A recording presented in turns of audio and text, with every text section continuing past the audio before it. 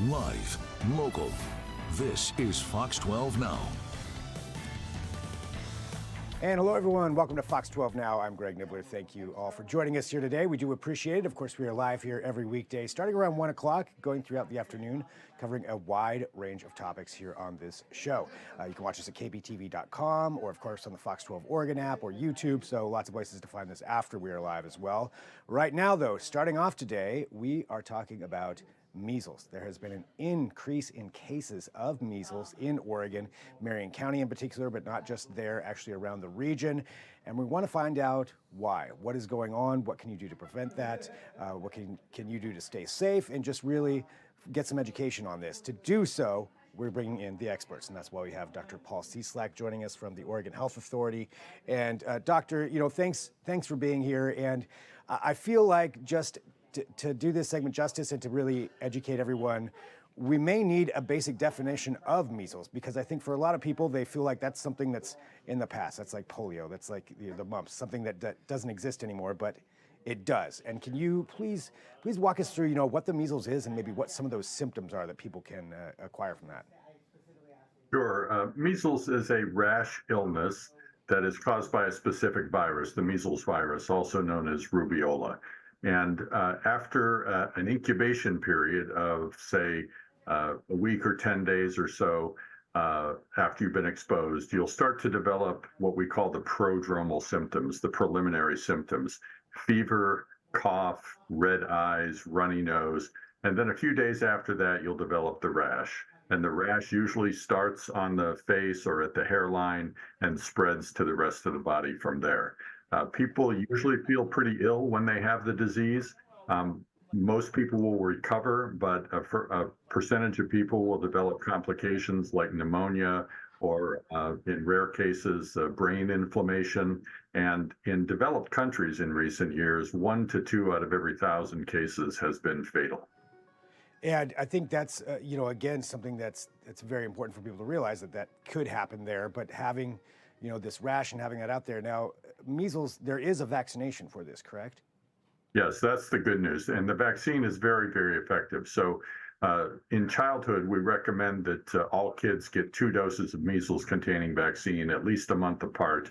The first dose isn't supposed to be given before 1 year of age. So usually at that 1-year visit, somewhere between 12 and 15 months of age, you get your first dose. And then at preschool, 4 to 6 years of age, you get your second dose. And if you've had both doses of measles-containing vaccine, you're at very, very low risk. You really have essentially nothing to worry about. It's really the people who are unvaccinated or who are undervaccinated who, when they get exposed, actually have a very high likelihood of contracting the disease. And looking at the outbreaks that are happening right now, can you tell us where those are going on? And then I'd love to get into finding out a little bit more about what's happening with those as well. But as far as geographically, is there specific areas where this is occurring? Yes, Oregon has had 20 cases in 2024 to date, all of them really since the middle part of June. And half of the cases have been in Marion County, and 8 of the cases have been in Clackamas County, sort of adjacent areas, northern Marion County, southern Clackamas County, and 2 cases have been in Multnomah County to date. But of the 20 cases, 19 of them were unvaccinated. So that explains why they were susceptible to measles. And yes, certainly does. And how serious have those cases been? We're aware of 2 who have been hospitalized. As far as I know, they have recovered, though. So thankfully, no one has succumbed to the illness in Oregon this year. So just unvaccinated, obviously, probably for whatever reason, we'll just say that unvaccinated there with measles, and had they been vaccinated, just to clarify with this question, they most likely would not have contracted this. That's correct. Vaccination with 2 doses is upwards of 97% protective. And for those people who did contract it, you mentioned that you get your first dose at quite a young age. Does that pose a risk to infants or children who are under that age to get that first vaccination shot? Yes, it certainly does. I mean, one of the groups that we worry about is infants when they're exposed to measles because they may be susceptible. Now, remember that when they're born, their mother has passed antibodies across the placenta, and the babies enjoy some protection from those maternal antibodies for some period of time. But if they're not making antibodies on their own, they will eventually fade from their system, and the infants ultimately become susceptible, usually, around 6 months of life. So those that were out there unvaccinated and having measles, yeah, could potentially put those children at risk. That's correct. And unvaccinated adults are also at risk for measles.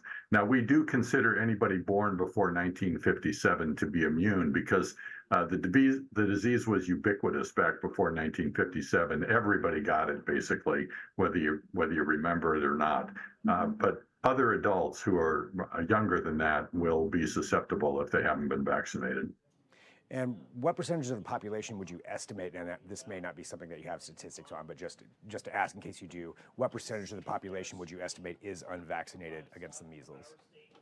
I would estimate that over 90% of Oregonians are immune to measles, either by dint of having been infected, born before 1957, or having been vaccinated. And the reason I say that is that when measles has been introduced into Oregon in previous years, and it happens, with some regularity, somebody comes from overseas carrying the measles, the disease hasn't spread very far. This is perhaps the most contagious disease that we know of. Almost everybody who is exposed will come down with the disease, and yet it peters out after a few generations.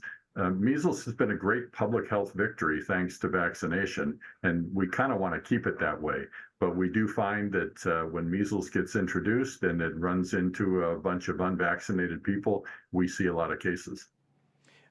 And you mentioned that it potentially coming from overseas. So is that probably where this originated from, was coming from overseas?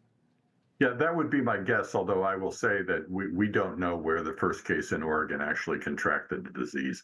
And we do know that at this point it's being spread within Oregon, so you don't need to leave Oregon to get measles, as of July 31st, 2024.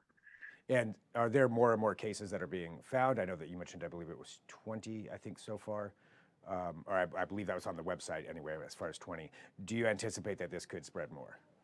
I think it will spread more. I think we don't know of all the cases that have occurred. Some of them report no known exposures, which means they were exposed in some location that they didn't know they were being exposed, maybe, at a grocery store or other places that people go. Again, measles is highly contagious. If a case coughs into the air, anybody who breathes that air has been exposed. And you're contagious, unfortunately, for about 4 days before the rash starts. So people may be walking around with, a cough and a runny nose and red eyes, but, not feeling terrible. And they're spreading measles virus unknowingly. So that's the problem with measles. Again, the good news is that vaccine is very effective. And the vaccine's available and people can go get that. And if somebody is out there who's an adult who's unvaccinated, that is something they can go do right now. That's right. Pediatricians are going to carry it routinely. I think most family practitioners are going to carry it. You can check with your local pharmacy. They may have it. So vaccine, there's no shortage of measles vaccine. In general, just for other safety tips and for the general public, what else do you think is important for them to know about these measles outbreaks that are happening right now?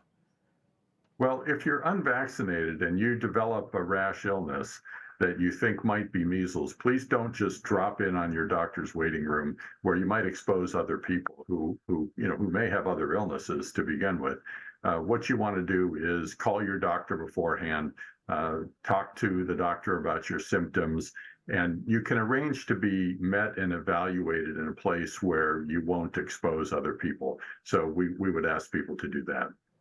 And there's a lot of information online as well, because I know that you update the cases there at for the Oregon Health Authority, and it lets people know what's going on with there. Is there anything on there too that kind of walks through some of the symptoms and some of the different things that people should look out for? Yes, we have some material, and of course the Centers for Disease Control has material describing the illness, the symptoms, the epidemiology, if you will, and again, the fact that vaccination is highly protective. And that's really the number one thing to do is if you're not vaccinated, get up to date. And just to ask this question that could show up in comments, are there side effects of the measles vaccination that anyone should be aware of? Well, a percentage of people, it is a live attenuated vaccine. So it's a weakened virus formulation of measles. And so, you are getting this virus, and some people will get a very mild rash. It won't be like full-blown measles, but some people will get a rash afterwards. But it's a very, very safe vaccine. There have literally been billions of doses of it given, and it's one of our better vaccines. So highly recommend for people to go get that if you're unvaccinated. Well, Doctor, thank you very much, for joining us to just walk through this, and so we can understand what's happening there and what to expect. Good places to go there for information, and just to inform everyone out there of what's going on with this. And I really appreciate your time joining us here on Fox 12 Now. Thanks for getting the word out. Absolutely. And for everybody watching, again, this is Fox 12 Now. We're live here every weekday, and we go throughout the afternoon covering a wide range of topics. We have more coming up throughout this afternoon, so certainly stick around. Whatever platform you are on, you can come back and join me right there. If you're watching this after the fact and not live, thanks for finding it. You can share these segments as well, but also find everything else that we cover there at kptv.com under the Fox 12 Now tab or Fox 12 Oregon app, YouTube, so plenty of places to go and see what we are talking about here with these segments. But we'll regroup for right now. I'll talk to you at 1:30 p.m. I'm Greg Nibbler. This is Fox 12 Now.